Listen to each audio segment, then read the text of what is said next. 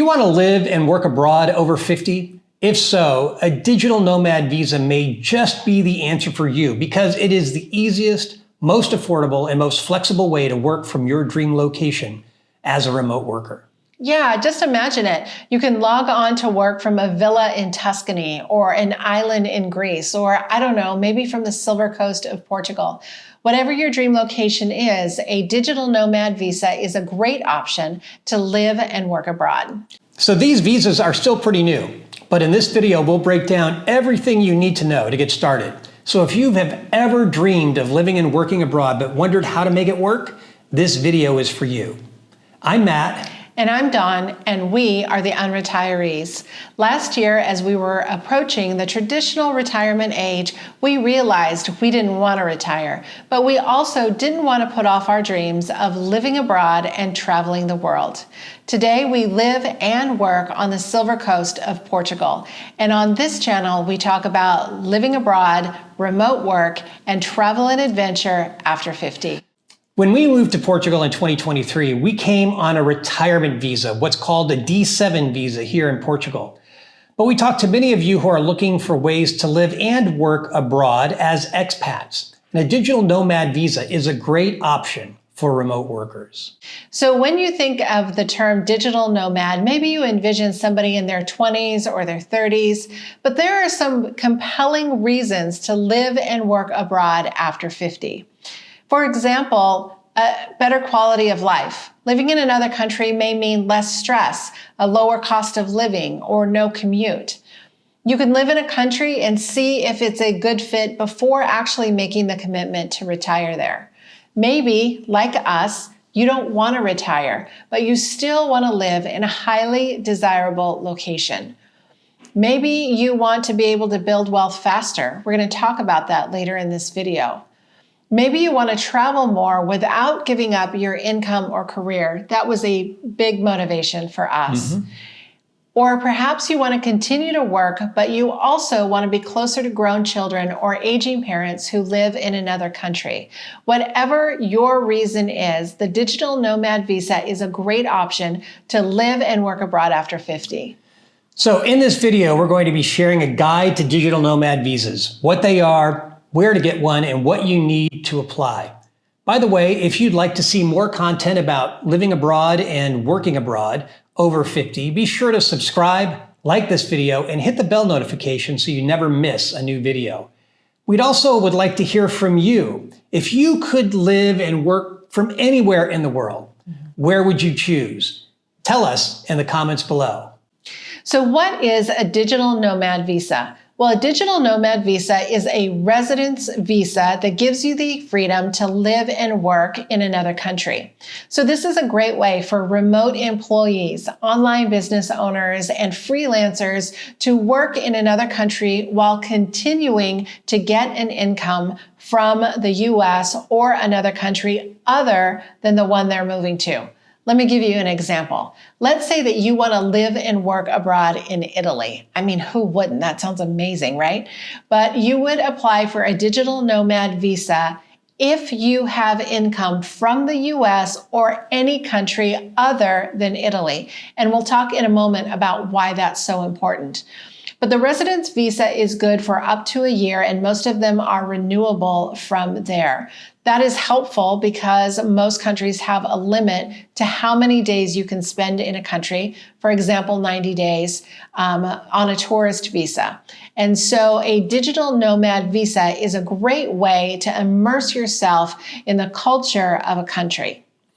So a digital nomad visa is still relatively new. I mean, the first one was just issued in 2020 by Estonia. Since then, more than 60 countries have started their own digital nomad visa programs, with more being added all the time. Now, some destinations that offer digital nomad visas include Spain, Portugal, Greece, Japan, Norway, Italy, and these are just a few of them.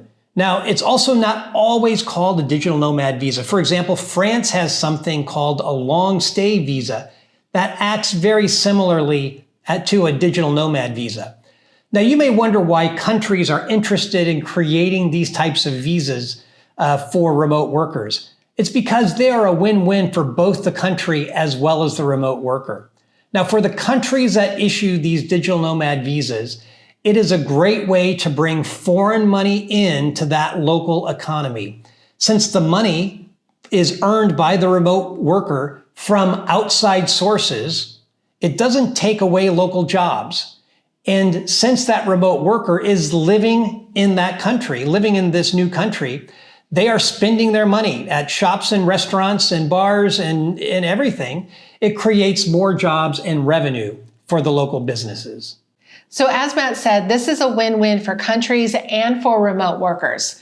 One benefit of this program for remote workers is that you can live and work from your dream location.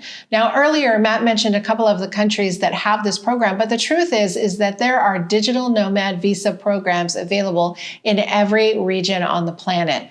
Europe and Asia and the Middle East, Central and South America, the Caribbean, wherever you want to live, there's probably a digital nomad visa program available. Another reason that this benefits remote workers, and we touched on this earlier, is just the opportunity to have a better work-life balance. Since we moved to Portugal, we have so much less stress.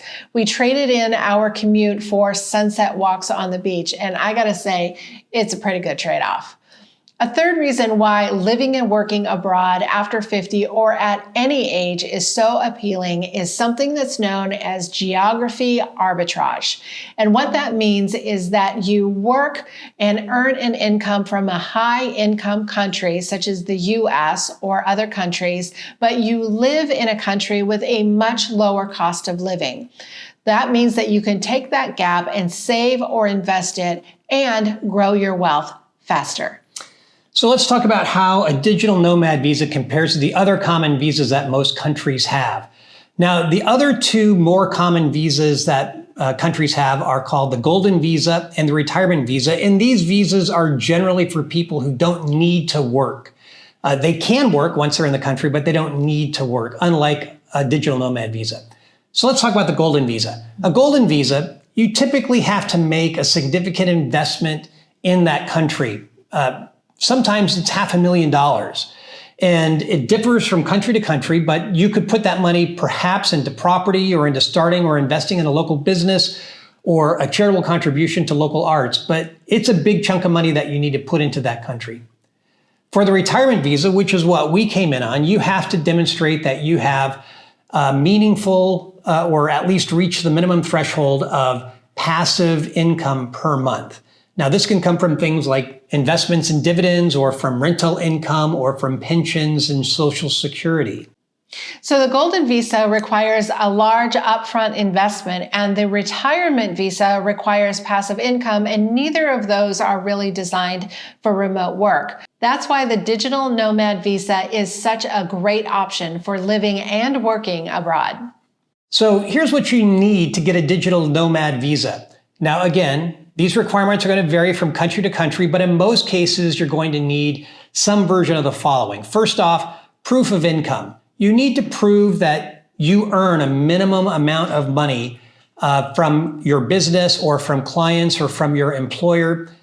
In Europe, most countries require that your monthly income be 2,000 to 4,000 euros. Now, some countries are higher, but outside of Europe, there are other parts of the world that it's meaningfully lower in terms of their requirements.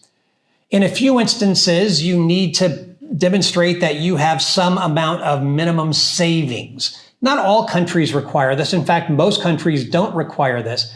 But in those countries that do require a minimum amount of savings, it's usually much smaller than it would be if you were applying for a retirement visa. A third thing that is generally required from all countries is that there is some sort of a criminal background check that is done. There are a couple of other things that you'll want to have. One is medical insurance. Many digital nomad visa programs require that you have some sort of medical insurance. Fortunately, there are plans specifically designed for digital nomads. Allianz, for example, has a program, and we'll leave a link below so you can check that out. Something else to consider is that there are some costs associated with your digital nomad visa. One is the application fee, which can range from about $100 to $300, typically, depending on the country. There are going to be some fees associated with things like the background check that Matt mentioned earlier. And of course, there are the costs of actually moving to the country.